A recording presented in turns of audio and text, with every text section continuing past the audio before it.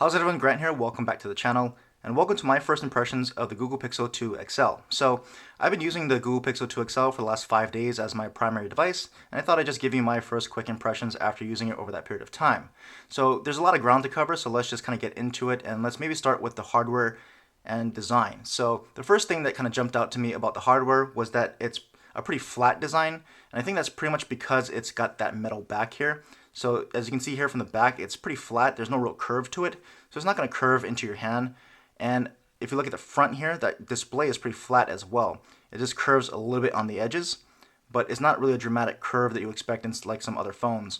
And because of that, you're going to see the edges. I can feel kind of a edge here to the display where the screen meets the metal frame. And if you look at it here, it's not a continuous edge like it is on some other phones. So the display will curve into the metal frame and it'll kind of go into the metal. It won't really seamlessly curve to make one seamless edge here. So you can kind of feel that as you hold onto the phone. Not really a bad thing, but just worth noting for those people who are coming from phones or used to holding phones with a much more seamless edge. You can really feel the glass go into the metal. And that's just what's going to happen with this kind of multi-material design with metal on the back, glass on the front, and you try to curve the glass. It's going to curve into the metal there. So just something worth noting. It's just something that stood out to me when I first started to hold it.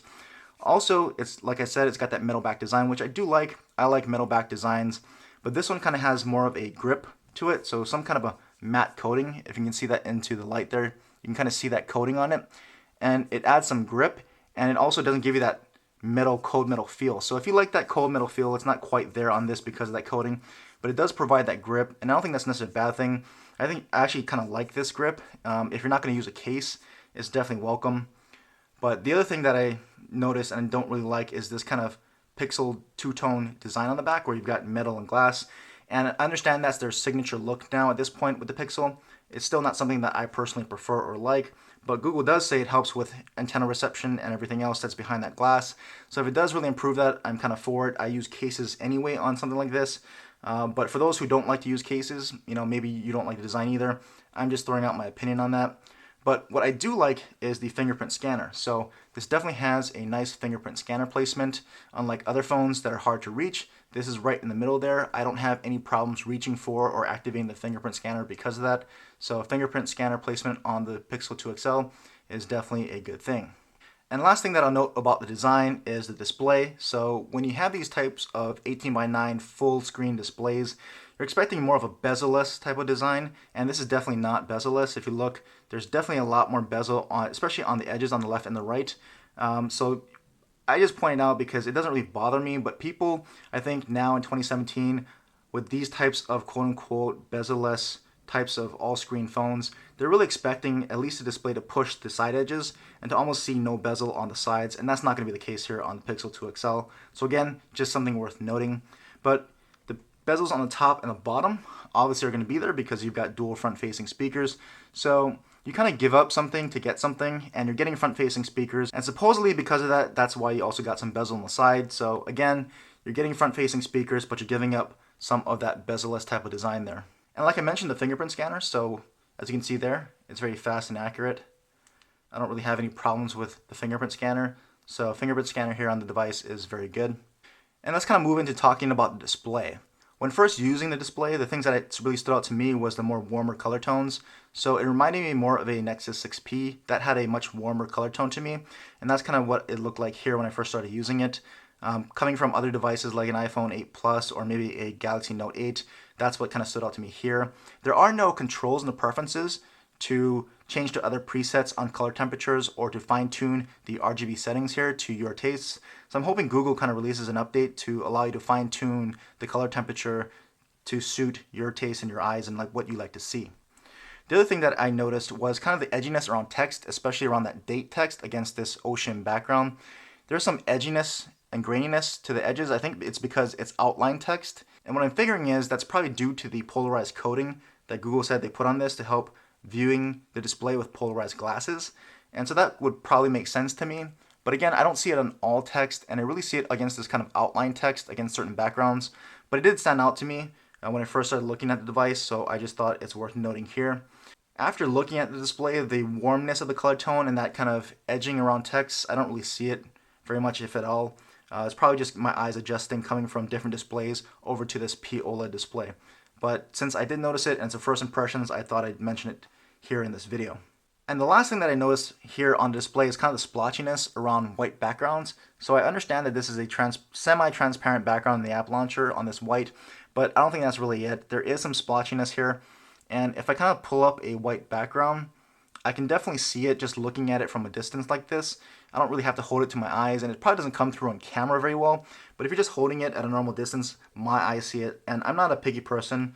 I don't usually see a lot of these oddities with my eyes, so when I see something like this, I just think it's worth pointing out because it may bother someone else as well. But what I did not see that is floating around online is this color shifting, and I don't think I would have seen it or noticed it if it wasn't pointed out to me, but it's almost impossible to ignore these comments online, and it does happen, so I thought I'd show it here. And as you shift the phone around at different angles with a white background especially, you can kind of see that bluish tint. So here it's very white, and when I move and shift the phone at certain angles, you can kind of see that bluish tint and that color shifting going on. So I probably wouldn't have noticed it, but since it does happen, I want to make note of it and share it with you here that yes, it is happening, it's a real thing. So it's just going to be up to you how much that really bothers you. It doesn't bother me, it's not a deal breaker, but I'm sure it can bother other people. So I think you just have to judge that for yourself based on your own preferences. And the last thing that people are now starting to point out is the burn-in or some severe image retention on these displays, and they say it happens, especially in white backgrounds at lower light here, maybe more grayish backgrounds. So here's my display. I don't see any of that going on here. No burn-in or image retention, at least not yet after 5 days of use. I hope it doesn't happen on my display, and if it does, I'll just exchange it. I'm not going to make a big deal out of that, but people are mentioning it, so I thought I would address it and just say after 5 days, it is definitely not happening here on my unit. Now moving on to more software and performance. So obviously this is running the latest version of Android 8.0 Oreo, and it's very fast, very speedy like you would expect out of a Pixel device. I'm not having any performance problems here on the Pixel 2 XL.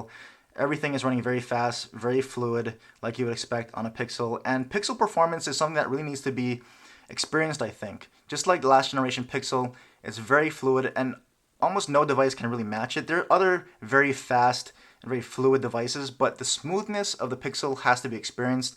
And I say if you haven't experienced it, at least go to the store if you can and check it out. And I think you'll see what I'm talking about. And it's the little things, like moving up in this app drawer here, the bounce at the bottom like that. It's just nice little touches like that you experience here with the Pixel. And there's the overall smoothness and fluidity.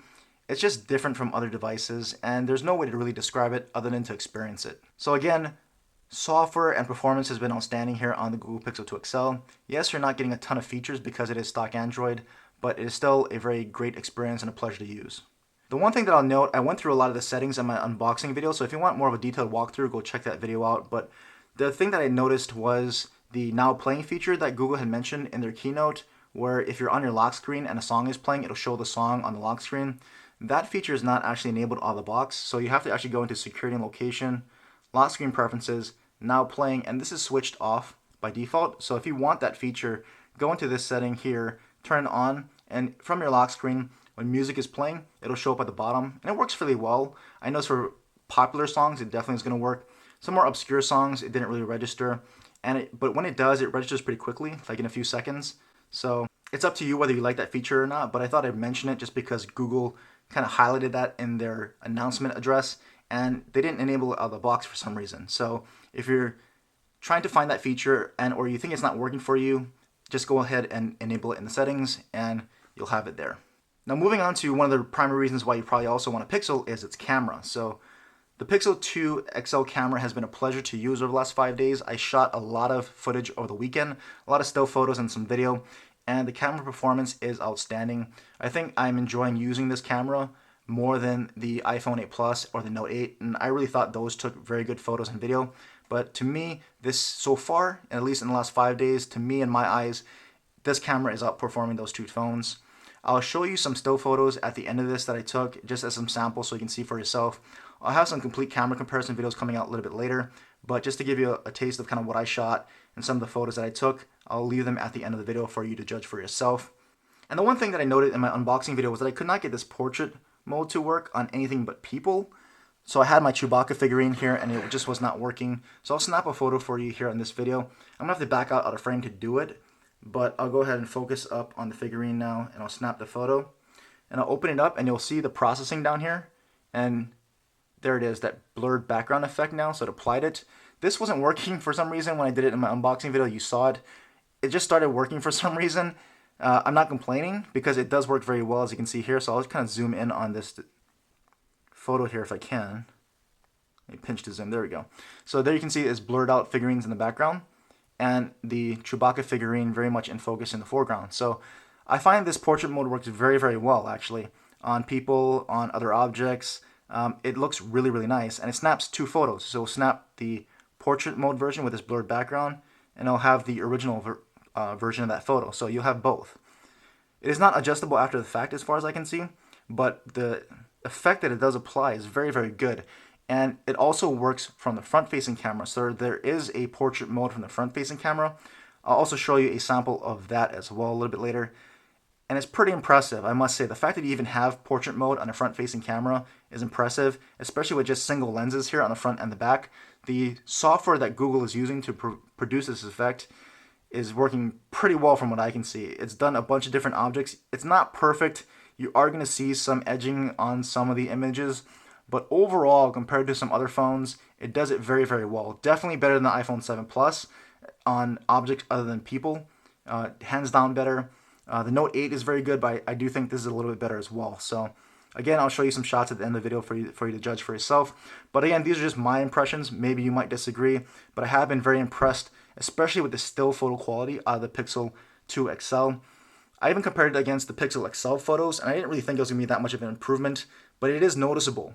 There is an actual noticeable improvement in at least a still photo performance here on the Pixel 2 XL. So that is impressive in itself, since the Pixel and Pixel XL last year took amazing photos. I did take low light video indoors, and that came out pretty grainy, so which is why I took some low light footage outside, and I put up some videos on the channel for you to see at different resolutions. So it wasn't as grainy outside, but you can go take a look and decide for yourself. I thought the footage was actually pretty good as far as low light is concerned outdoors.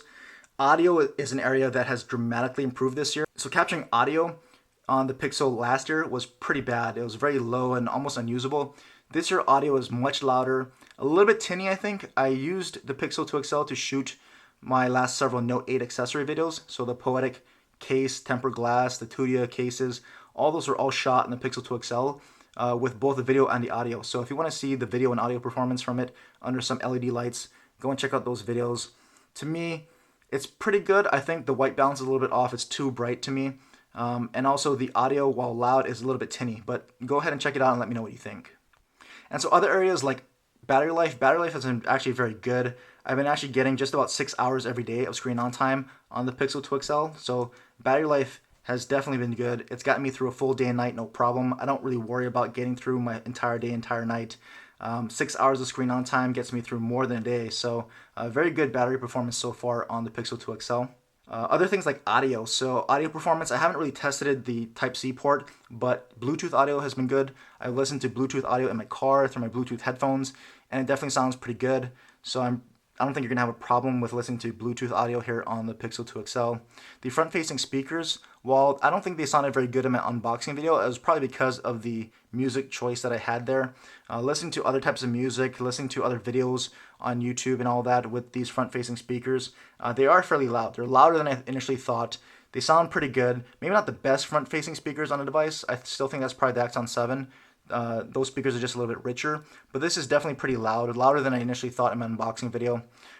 If you're familiar with the iPhone 7 Plus speakers, I think they're just about as loud as those, or sorry, iPhone 8 Plus.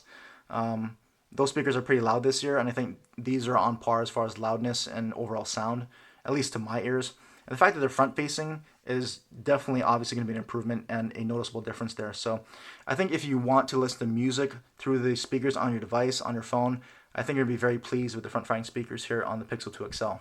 And lastly, some other odds and ends like wireless charging. You're not going to have wireless charging here just because it's got that metal back. So Apple has definitely popularized wireless charging here with their iPhone 8 and 8 Plus. So if you're looking for wireless charging, unfortunately, you're not going to get it here. But you do get water resistance, some level of water resistance and waterproofing with an official IP67 certification here. So what that means is that you can dunk this in 1 meter of water for 30 minutes and you should be fine. All that gives you is an official certification for peace of mind. So if you want to dunk this in some water by accident, you drop it somewhere, maybe you want to take it into a pool and shoot some photos or videos of your kids, you're going to have peace of mind with that IP rating here. I ran it under some water just to test and mess around with it, and no damage. So at least that level of water resistance is there on the Pixel 2 XL. So that's just my first impressions on the Pixel 2 XL after using it for 5 days. If I didn't answer any of your questions through my commentary here through this video, leave them down below and I'll do my best to answer your questions. If there are any other cameras that you want to see this compared to, I'm going to try at least the iPhone 8 Plus, the Note 8, maybe the U11. It's just that it takes a lot of effort to do those videos, and so if I didn't mention any kind of a phone camera that you are interested in seeing this compared to, let me know, and I'll try to get to the most popular ones, just because, like I said, it does take a lot of effort. But outside of that, as I said before, leave any other additional questions or comments, and I'm more than happy to try to answer them. And as always, thanks for watching.